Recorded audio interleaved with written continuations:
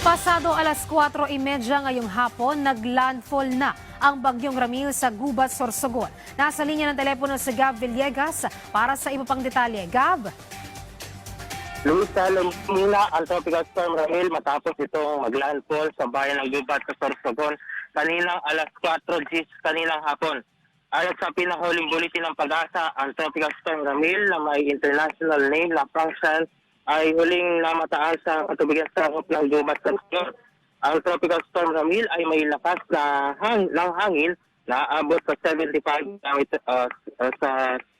kilometers per hour malapit sa gitna at may pagbugso ng hangin sa 70 kilometers per hour.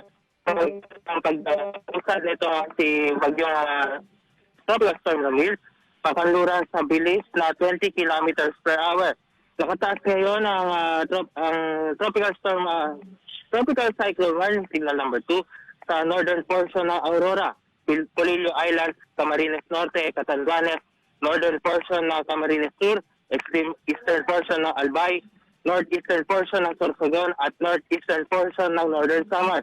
Habang nakataas naman ang tropical cyclone warning signal number 1 sa Cagayan, kabilang na dyan ang Babuyan Island, Isabela, Quirino, Nueva Vizcaya, Apayao, Abra, Kalinga, Mountain Province, Ifugao, Benguet, Ilocos Norte, Ilocos Sur, La Union, Pangasinan, nalalabing bahagi sa Aurora, Nueva Ecija, eastern portion ng Bulacan, eastern portion ng Tarlac, eastern portion ng Pampanga, northern at eastern portion ng Quezon, nalalabing bahagi ng Camarines Sur, nalalabing bahagi ng Albay, nalalabing bahagi ng Sorsogon, Murias Island, Ticao Island, nalalabing bahagi ng Northern Samar, northern portion ng Eastern Samar at northern portion ng Samar. Luisa, batay sa kanilang track at intensity outlook, patuloy na tatahakin ng tropical storm Ramil ang landmass ng Bicol region ngayong gabi hanggang bukas sa madaling araw. Inaasahan na tatawid ang tropical storm Ramil sa Polillo Island bago ito maglandfall sa Aurora bukas ng umaga o tanghali. At may posibilidad rin na maglandfall ang tropical storm Ramil sa northern Quezon o sa southern Isabela.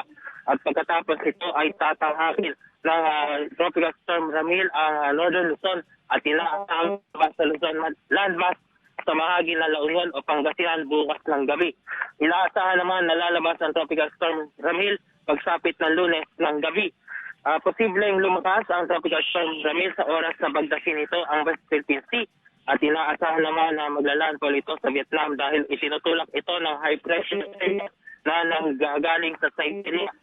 Samantala, naglabas Civil Aviation Authority of the Philippines o CAA ang dito na listahan ng mga kanseladong flight dahil sa tropical storm Ramil. Kanselado ang mga flight ng Pala Express sa biyaheng Manila patungong Legazpi at pabalik na Maynila. Kanselado rin ang flight ng Cebu Pacific Air na biyaheng Manila papuntang Virac at pabalik na Maynila. Ang Cebgo Incorporated naman ay kinansela rin ang kanilang mga flight mula Maynila patungong Naga at pabalik. Pati rin ang flight mula Clark patungong Masbate at pabalik ng Clark.